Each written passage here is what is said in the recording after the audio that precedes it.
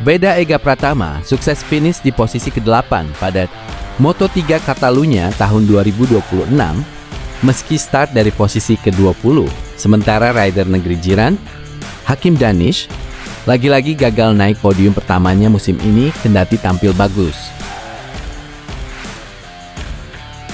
Moto3 Catalunya dilaksanakan sebanyak 18 lap.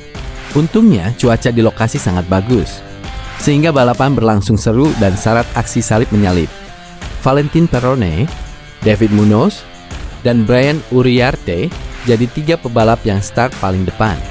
Sementara rider Honda Tim Asia, Vega Eda Pratama harus start dari posisi ke-20.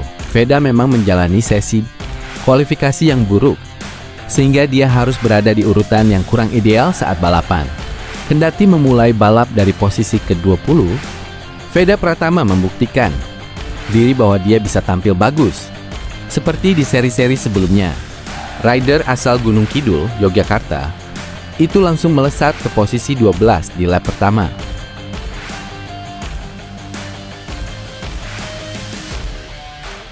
Vega terus konsisten menjaga lap time-nya, sehingga dia bisa naik ke posisi 11 di lap ketiga.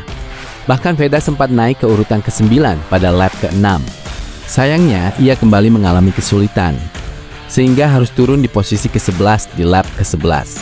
Menjelang lap-lap akhir, Vega diuntungkan dengan kemelut yang terjadi akibat terjatuhnya rider River Cold Snipers Team, Jesus Rios. Vega pun berhasil mengamankan posisi 8 dan mendapat tambahan 8 poin. Balap Moto3 Catalunya akhirnya dimenangkan oleh Maximo Quiles, Alvaro Carpe, dan David Munoz. Rider Malaysia dari tim Aeon Credit MT Helmet MSI, Hakim Danish, sebenarnya tampil bagus dan bersaing buat memperebutkan podium. Tapi pada akhirnya, Danish hanya mampu finish 1 tingkat lebih baik di atas Eda Pratama, yakni ke-7. Hasil Moto3 Catalunya tahun 2026: 1. Maximo Quiles, 2. Alvaro Carpe, 3. David Munoz, 4. Brian Uriarte, 5. David Almanza, 6. Marco Morelli, 7. Hakim Danish, 8. Vega Eda Pratama, 9. Adrian Fernandez, 10. Casey O'Gorman, 11. Eddie O'Shea, 12. Valentin Perrone, 13. Adrian Cruces, 14. Matteo Bertele, 15. Ryusei Yamanaka, 16. Joel Esteban, 17. Rico Salmela, 18. Joel Kelso, 19. Scott Ogden, 20. Ruche Mudli, Guido Pini, 22. Zen Mitani, 23. Leo Remersdorfer, Cormac Buchanan. He's 13th ahead of Rico Salmela, who has a long lap penalty to serve. He's ahead of 13th place. There he is. Look up the inside of Rico Salmela, who's got a long lap penalty to serve very shortly. That's Pratama now up into 13th place. He's gained 7 already on lap 1. It's been a strong start for Bertelli as well. He was up for as high as 7th and nearly 5 this lap. There is Keylers, then he's got Danish. Wants an intact 1-2 now. Yeah, now Fernandez positioning it. It was Rios. Rios made a right hash of that first corner braking zone. He lost the position to Fernandez. Fernandez had already blitzed through on Keylers on the run down to the first corner. A shame that for Jesus Rios. He did well actually. Drop places, so when you look back down the road, back down the picture, Keylers is the second of the asphalt bikes. There he is on the pit 28, trying to get some revenge in on Carpe and his teammate Morelli, but the Gorgon slammed in his face.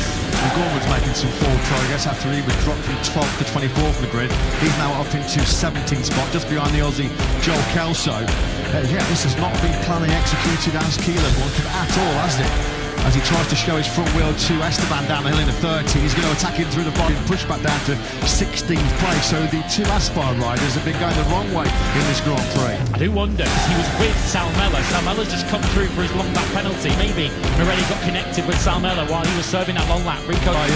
Jesus Rios, he was starting on a season best 6th place, a career best 6. Here is Jesus Rios then on the 54 bike. He's got a great podium chance here, no question. to spot the contact and try and get penalties out, because it's going on everywhere in this Moto3 races. Rios tries to take that inside line on Uriarte, who led at the start of the lap, and that just goes to show you, if you're leading and towing riders down the main straight, you can get beaten up badly. Fernandez also through now, so Uriarte... Mansa, nothing wrong with the top speed of his KTM at all. He's really aerodynamic as well. He's a bit of a pocket rocket, is Almansa. Nobody got close to him on the slipstream. Almansa, Rios, Fernandez in that top group. And he recovered. He dropped down to as low as 16th, 17th. Early on, he's back up into the point scoring places in 14th spot. Further down, Yamanaka has just got through on Rico Salmela. Yamanaka started 17th. He's now up to 8th. Uriarte and Rios really toughing it out as they went through turn 12. That's where Jorge Martin had a scary crash in MotoGP on Friday morning. We've got yellow flags out in sector 4.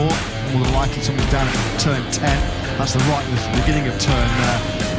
He's nearly a second a lap off the pace. He's about to get swallowed up by Pratama. This is the crash for Carraro, who's running just ahead of Ramastorfer and Battani. That was the battle for 22nd place. Carraro out the number 10 down at turn 7. It's earlier. Quiles straight back through into turn 7. Quiles, I think he's done a lot of the hard work here now. He's caught on to the back of this leading group. He's now got an opportunity to try and build a bit of patience. Top 10 at the moment, it's in the 47s. Here's Rios. Don't take your eyes off the number 54. So it's Adrian Fernandez then back at the front of this Grand Prix, second in the World Championship.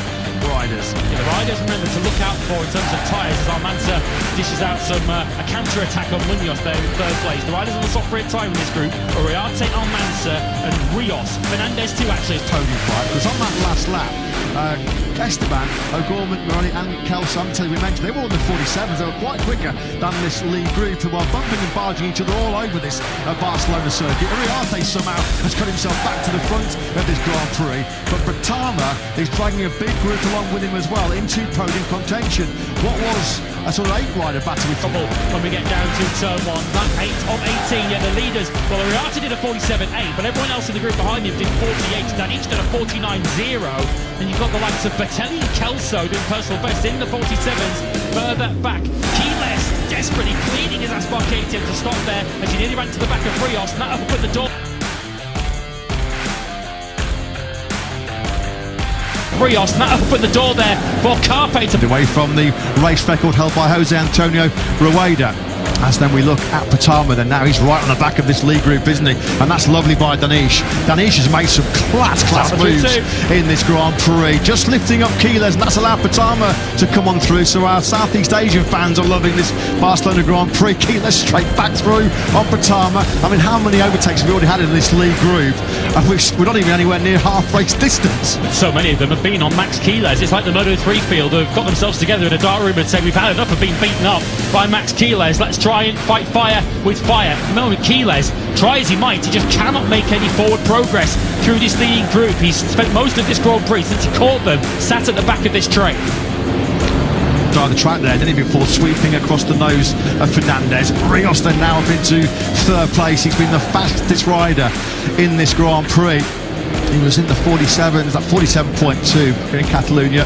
Max Quiles, if you threw the flag now, would be losing 12 points in that World Championship League. He's got time to rectify that situation. Uriarte then powers out the final. 7-1, half a second quicker than this group are going. 5 or 6 riders in front of O'Shea, punching a massive hole in the air. Brilliant by O'Shea. He's utilising that slipstream to maximum effect. Casey O'Gorman's had an absolute blinding ride, as well as Rios once again sends it on the inside of Almansa into 5. Let's not forget O'Gorman was pushed back 12 places. As soon as he gets onto the main straight, with a lead like that, that'll be nowhere near enough. By the time they get onto the 1 kilometre main straight, he'll just get reeled back in again with the power of the slipstream here. Looking back in the group behind him, Quiles still running around. Been mugged by Danish in that final corner. Uriarte then is your leader. You just sense pre-race that this might be a big day for Uriarte. And once again, he's trying to break the toe behind him. Fernandez just easy to the inside line, just to let him know he's still there. As Almansa then through on Rios. Almansa's an absolute missile, isn't he, down the years? He's back down in 12th at the moment.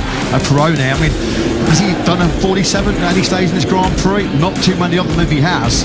No, but he's struggling badly. He's not scoring points if he carries that on. Munoz has been able to mug Fernandez. We know these two have got previous as recently as Jerez when they were battling for second place. Munoz now has that second place, but they do need to be a little bit careful here to not allow Uriarte to build up too much of a cushion. It's half a second now. It's a sorry Sunday here for Perone. He was 12th at the the start of this lap 10. He's been Moto3 results, as I mentioned, at the circuit that's often favoured him in the past. Shout out for another rookie, Morelli, who's now jumped onto the back of this train. He's the second of the Aspar bikes in 9th place. He's about to latch onto the rear tyre of his teammate Quiles. on the inside of Munoz, clean as a whistle, wasn't that, by Quiles? Whoa, Carpe has a good look to his left. Oh, dear me. It's getting a bit feisty, this, getting a bit spicy at the front here in Barcelona. Carpe has had a good long look to his left through on Almanza. Well, that just opened the door for Quiles to fire on through. So it's Almanza tracking this warning. There's Munoz getting some fantastic slipstream. Look at Munoz there behind Carpe. Danish behind Munoz and Carpe. The Malaysian's going to be third. Is he going to just drop in fourth? Trying to drop in front of Uriarte, just has to back out of it ever so slightly, but Quiles leads. Max Quiles then has taken 115 out of the first, 125, so it is that's back at the front. He's in the Almanza lane there, isn't he? All in a straight line, wasn't it? Didn't need to use any speed on the prowess on the brakes. It was all speed out of the corner and then speed down the straight. So Max Quiles, young Spaniard, the junior world champion, to try and become a Moto3 Grand Prix winner for the first time. Yeah, it could be the best day in the life of Brian as it stands at the moment. He has got, 2 laps remaining. They power down the start-finish straight. Uriarte with a quarter of a second advantage over Quiles. A class move by Munoz. It was a hard move, but it was clean. Through on Quiles and down the hill into turn 5. Yeah, Munoz wants Uriarte's rear tyre coming onto the main straight to start the final lap. That might well be the best place to be. We've got, 10, 11 riders who could still win this race or finish on the podium. The leading group still goes all the way back to Vega. Oh, Rios, that's a big one. That's a big get-off late on here for Jesus Rios. He goes barrel rolling through the gravel trap.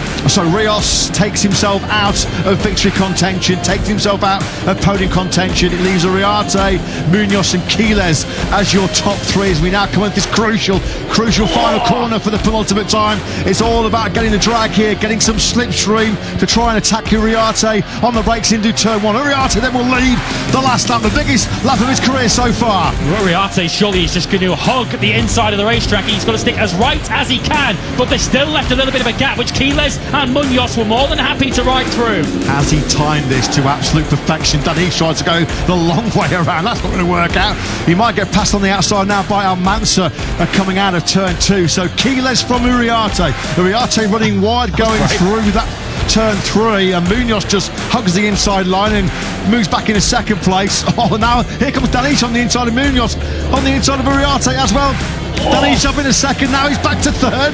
Quiles though still leads. We have to go back to Caroline and Paui, don't we, for the last time in Malaysia. Won a Moto3 race. Danish wants to end that way. They're jockeying around. Uriarte's now back in 4th. Is he now too far back? Carpe now up behind him. He takes 5th. Morelli's trying to get into the action. Surely he and Almanza are too far back now. Oh, David Almanza's been really dumb. Big headshake for Uriarte. Has that cost him the chance of this Grand Prix victory? Because he's hemorrhaging places late on here. It's Quiles that has about a 10th and a half over Munoz. Quiles versus Munoz now surely for the win. Yeah, it's down to 2. He was wide, was Danish, or was Uriarte, sorry, over the curve coming out of turn 7. And so we see Danish going way wide into turn 10. It's a battle now between the IO teammates, Carpe and Uriarte for the podium. Head in hands for Malaysian fans as Hakim Danish was 3rd with just 4 corners remaining. He runs wide at the crucial moment.